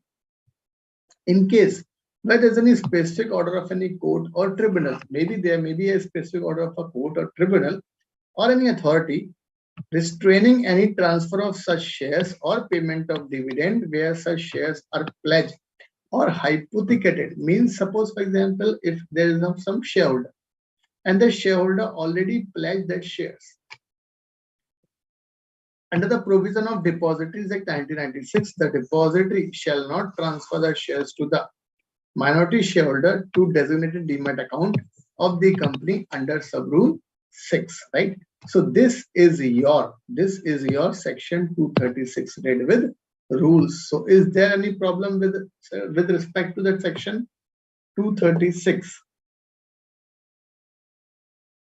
So is there any problem in section 236?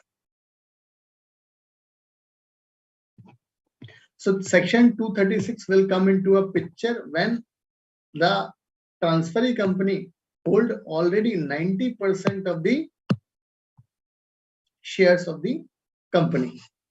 Then only that particular section will come into a picture. So section, is there any problem from section 230 to section 236?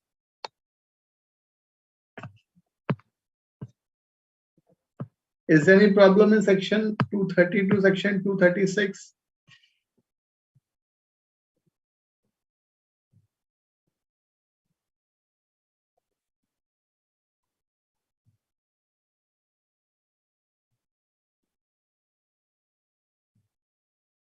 Okay, move forward. So this is section your 236. Okay, so in this theory part, purchase of minority shareholder, an acquirer or a PAC. PAC means agent.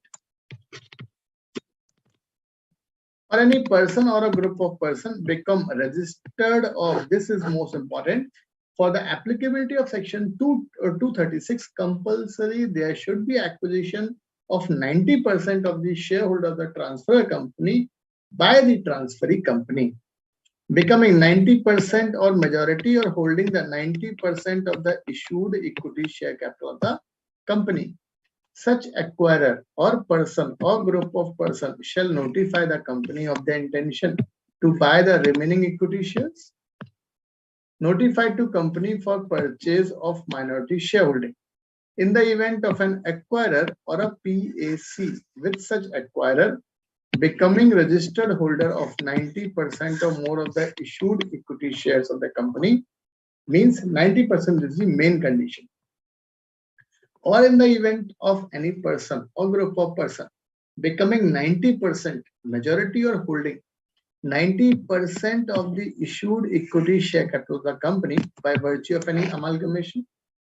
What are the possible ways the company can acquire 90%? First reason is amalgamation. Or by share exchange method, conversion of securities, or for any other reason, whatever the reason is, for the purpose of acquisition of 90% of the shares.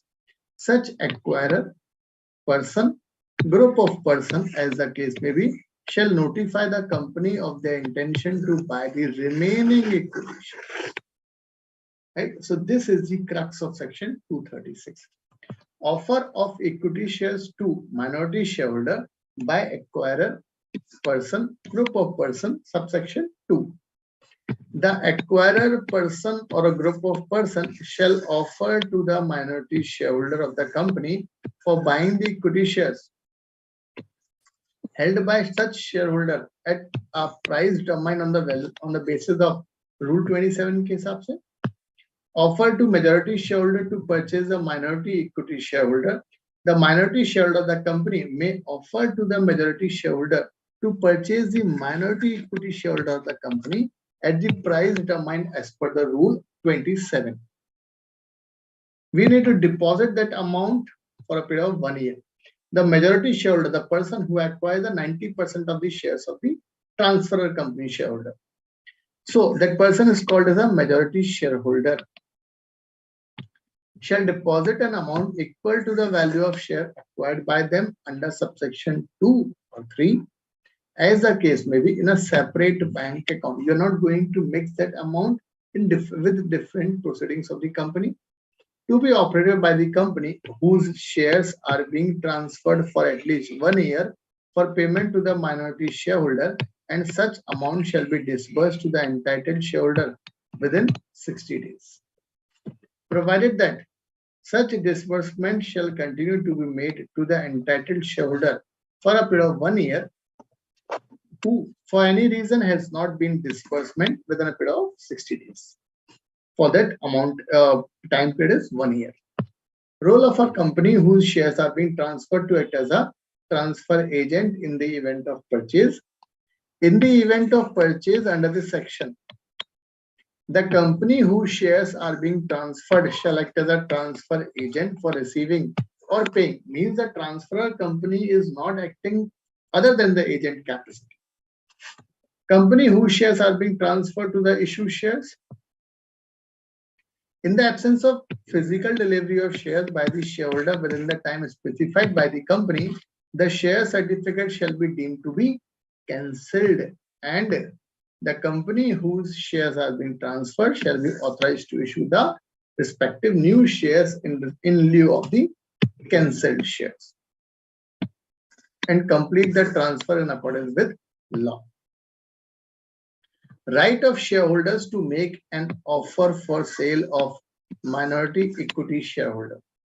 In the event of majority shareholder or shareholders requiring a full purchase and making payment of price by deposit with the amount for this, the right of such shareholder to make an OFS of minority equity shareholding shall continue and shall be available for a period of, in that case, that right will be available for 3 years from the date of majority acquisition of majority shareholding.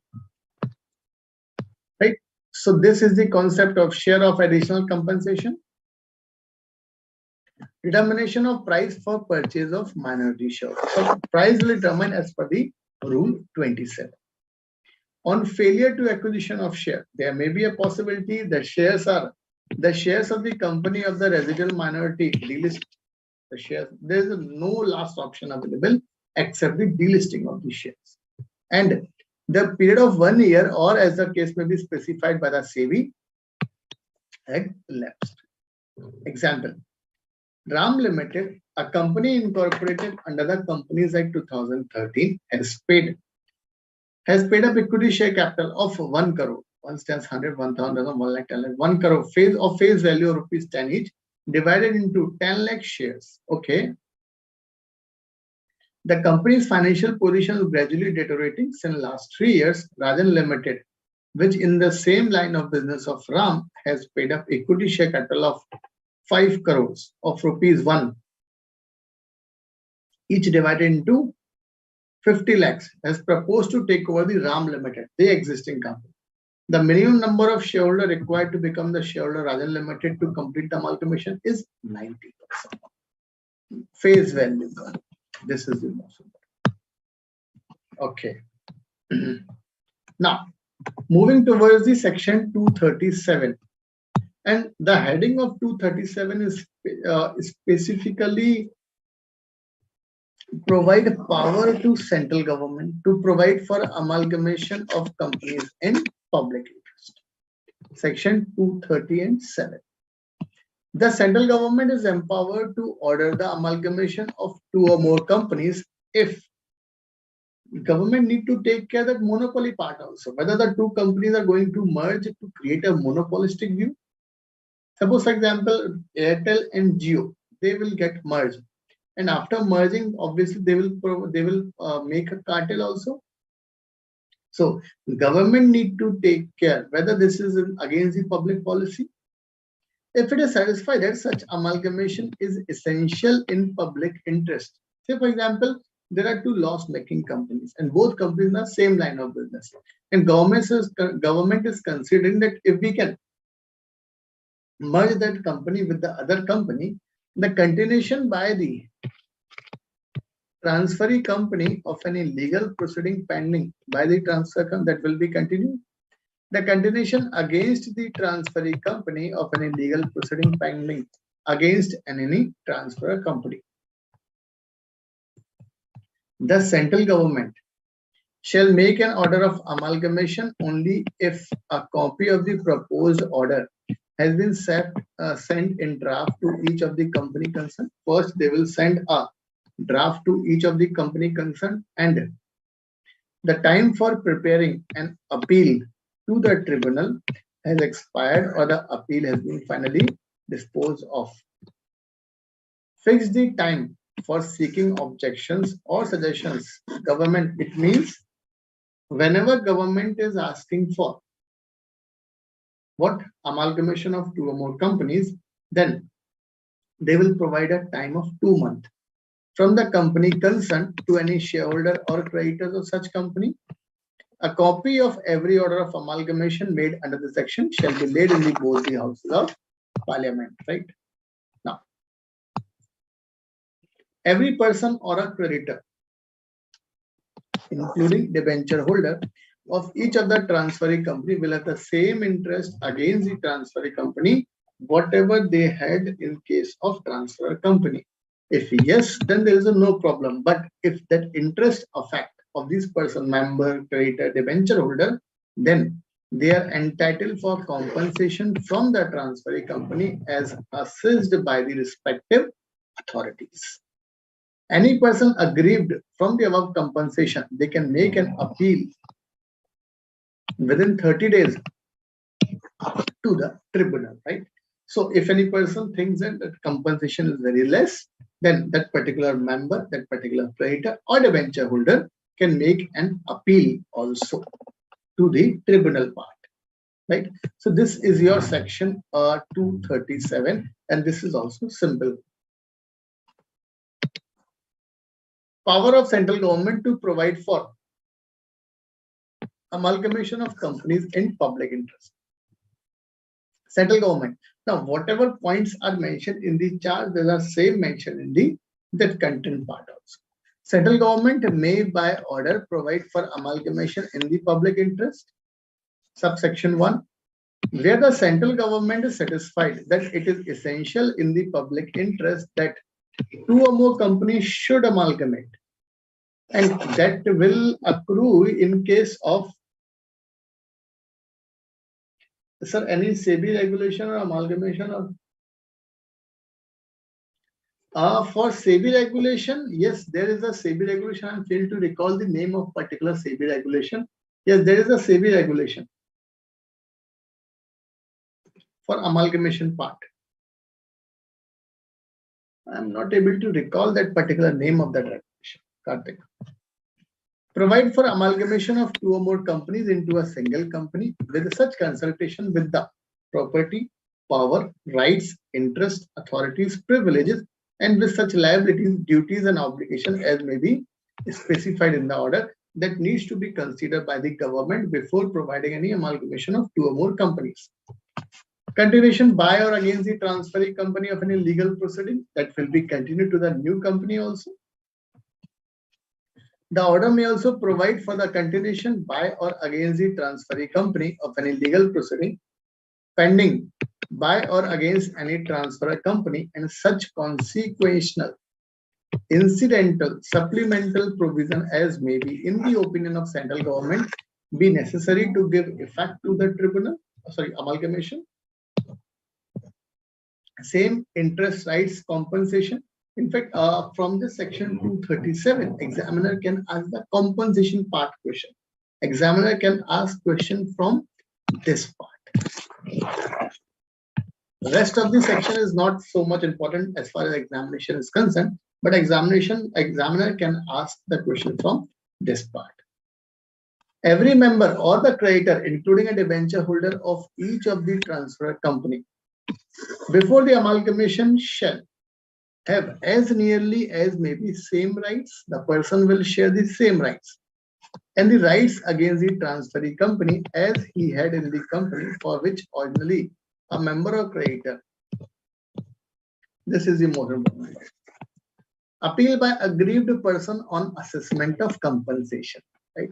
If any person is aggrieved by any assessment of compensation made by the authority, that person will apply within 30 days from the date of publication of such assessment in the official gazette, and he can apply to tribunal.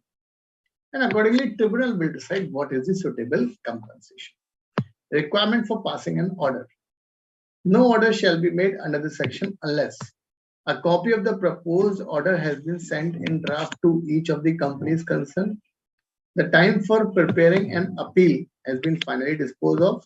The central government has considered and made such modification and received any such compensation, if any, in the draft order as it deems fit in the light of suggestions, objections which may be received by it from any company within such time as the central government fixed, but that will not be not being less than 2 months from the date on which the copy aforesaid received by that company.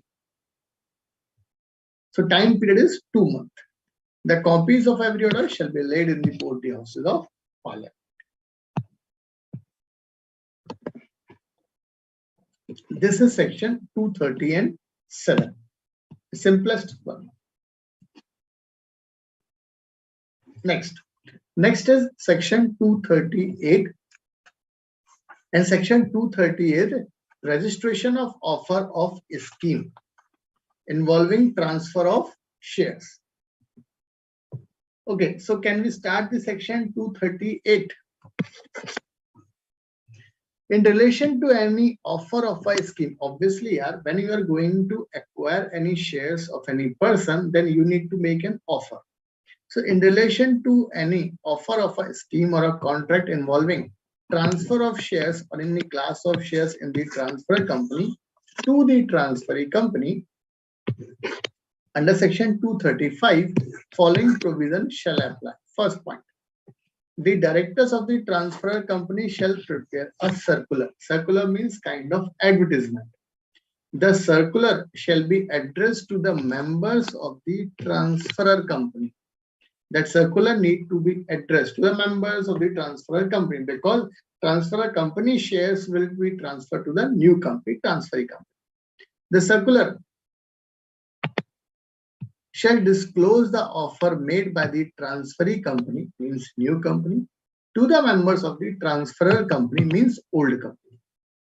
The circular shall also contain a recommendation to the member of the transferee company that you need to accept that offer also, as far as our company is concerned. Every such circular shall be presented to the ROC for the purpose of registration. The ROC may refuse for reasons to be recorded in writing to register the circular if it does not contain the prescribed information, contains the information in a manner which creates a false impression. In that case, ROC will not register. In case ROC refuses to register the circular, there may be a possibility that ROC will not accept this. He shall communicate such refusal to the parties within 30 days of the application. It means, suppose, for example, company has provided, a transferee company has provided an offer to the transferor company shareholder. In that case, they will prepare a circular. Circular will address to the members of the company. That member needs to accept that offer and surrender their shares. So that circular should be registered with the ROC, and if ROC is not registering that circular because that is not contains all the prescribed information. In case the registrar refuses to register the circular, he shall communicate such refusal to the parties within 30 days of application. An appeal shall lie to the tribunal against an order of the registrar refusing to register any circular. If any circular is issued before and it is presented to the registrar for registration and is registered by the registrar, any director who has issued such circular shall be liable for a penalty of 1 lakh rupees. So in that case, that person is liable for a penalty of 1 lakh rupees. And this is the important point. Examiner can ask this type. Right? So you need to remember that also. And this is the simplest one, right? Now, section 238, registration of offer of a scheme involving transfer of shares. Section is 238. In relation to every offer means whatever offer is issued by the transferee company of any scheme or contract which involves the transfer of share, whether it is given to the first time to the shareholder, 90% shareholder, or dissenting shareholder, whomsoever you are giving, it does not matter. But that involves a transfer of shares or any class of shares in the transferor company to the transferee company under section 235. Every circular containing such offer or recommendation to the members of the transferor company by its directors to accept such offer shall accordance with the rule 28. Every such offer shall contain a statement by on behalf of the transferee who is giving this offer on behalf of the transferee company, disclosing the steps it shall ensure that necessary cash will be available, and that should be presented to the registrar for the purpose of registration. Registrar can refuse if it provide any false impression, but that refusal communication should be sent to the parties concerned within 30 days of the application. Appeal against the order of registrar. An appeal shall lie to the tribunal against the order of the registrar refusing any circular under subsection 1. In case of failure of registration, 1 lakh rupees, there is a penalty of 1 lakh rupees. So that was section 230 and 8. Now, section 239 and section 239 talks about preservation of books of accounts, papers of amalgamated company. Section is 239. You need to preserve that books and accounts. Prior permission of the central government shall be required for disposal of books and papers of the company which has been amalgamated with another company or whose shares have been acquired by another company.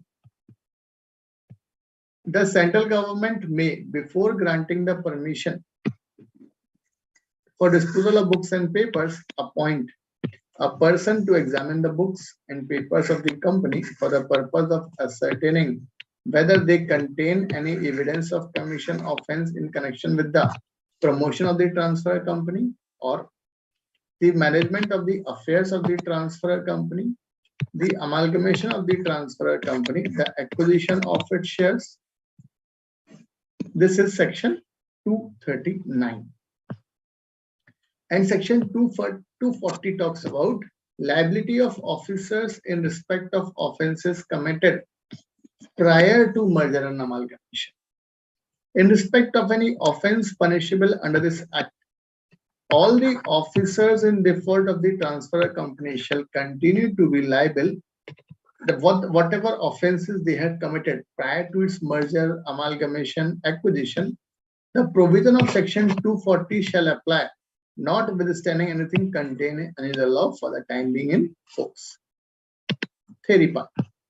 Section 239, preservation of books of accounts. So law has clearly specified there is no concept of 6 years, 8 years, 12 years. The books and papers of the company which has been amalgamated with, whose shares have been acquired by another company under this chapter, shall not be disposed of without the prior permission of the central government. And before granting such permission, that government may appoint a person to examine the books, papers, or any of them for the purpose of ascertaining whether they contain any evidence of commission of an offense or liability with respect to prior default. This is the most important point, right? Retrospective effect. Generally, if there is any default with respect to merger amalgamation, then the penalty will be levied. But section 240 is altogether that talks about the retrospective effect of liability. Notwithstanding anything contained in any other law for the time being in force, the liability in respect of offences committed under this act by the officer in default of the transferor company prior to the merger or amalgamation or acquisition shall continue after such merger or amalgamation, right? This is the important part. We already completed 233, right? So that was this. Now we are going to see the practical questions. Okay. So fourth question we have done. Now fifth question part. Is there any doubt?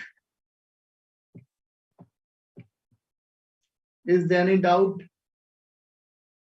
Is there any doubt with respect to section 230 to section 240?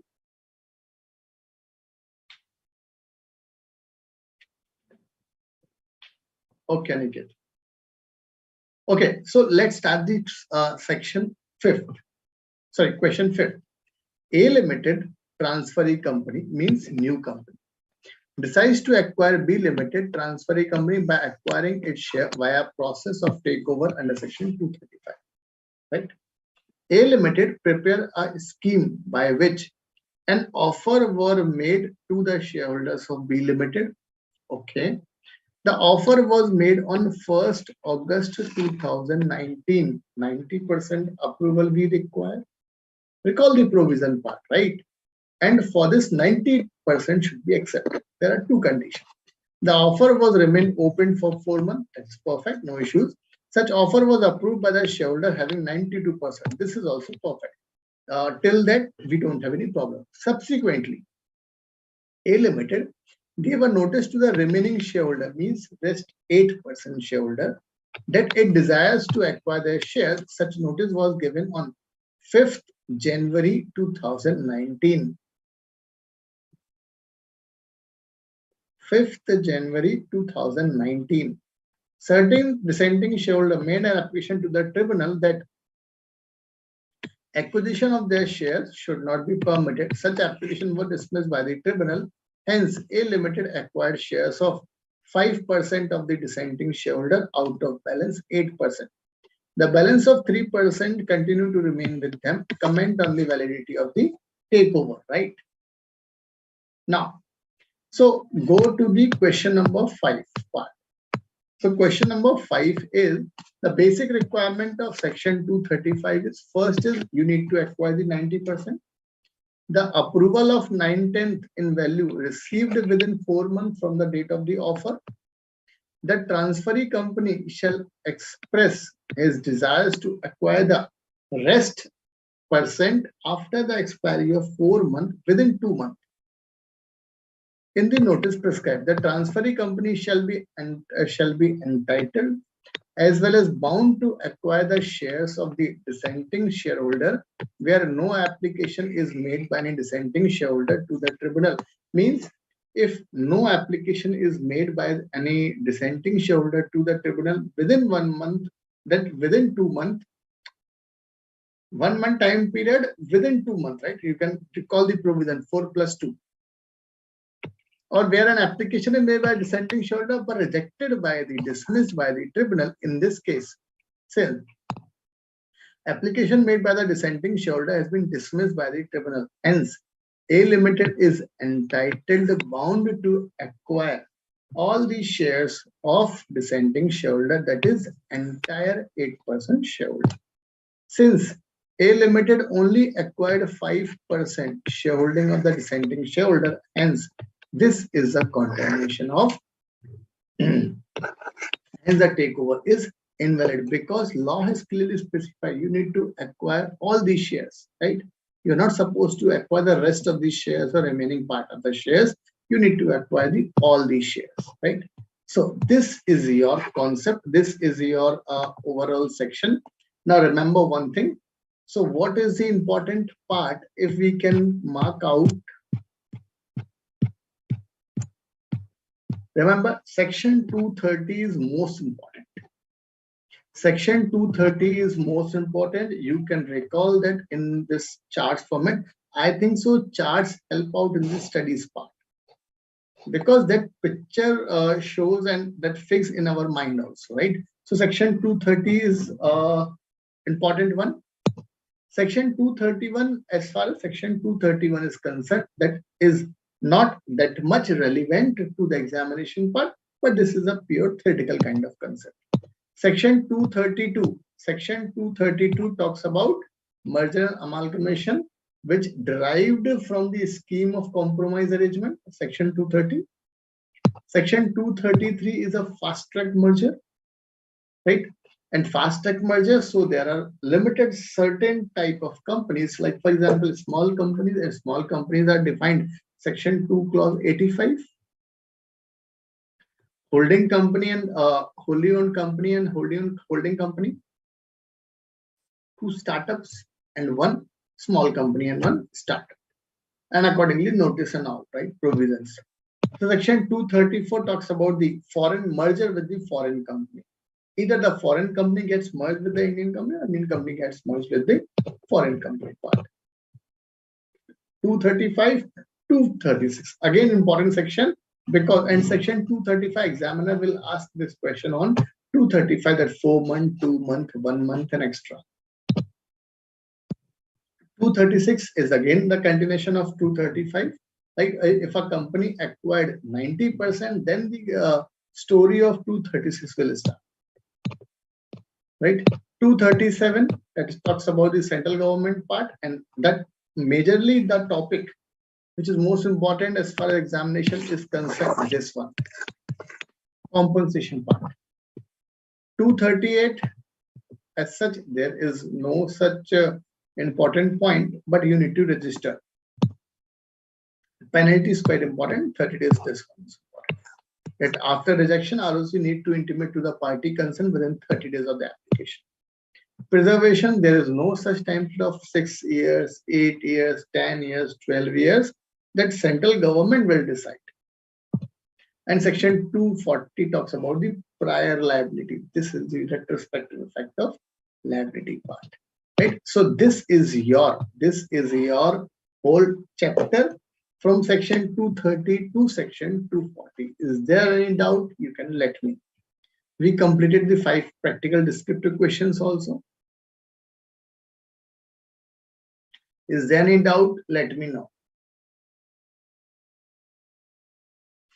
Is there any doubt with respect to compromise arrangement? And one more thing, with respect to while you are learning this whole concept of 230 and 230 to section 240, first complete set of section like section 230, 231. Then start with section 237, 238, 239, 240. Because the 4 sections plus first 2 sections, you completed 6 sections out of 10 sections, right? And then with the remaining 4 sections. This should be a strategy of preparing this topic. Okay, is there any doubt?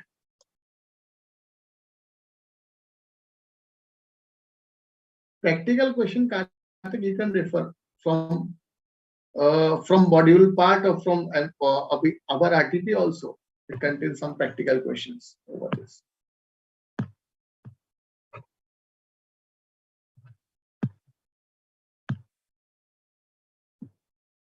Any other doubt with respect to this topic?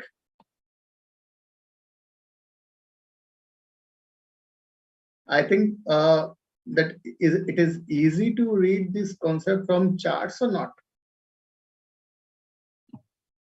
Whether it is easy to read the concept from charts or not. That helps in retention of that provision in the mind.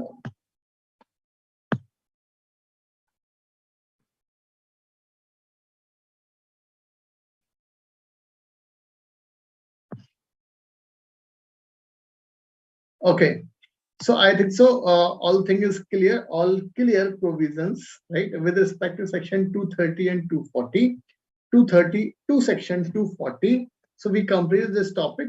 If you have any doubt, you can just mention that doubt in your chat box. I will answer in the next session. Thank you.